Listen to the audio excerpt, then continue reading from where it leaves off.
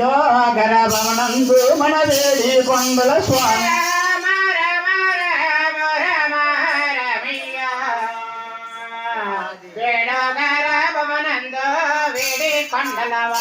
అయ్యో నల్ల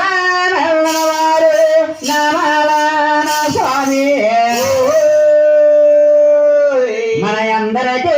దేవుడా జనమాలు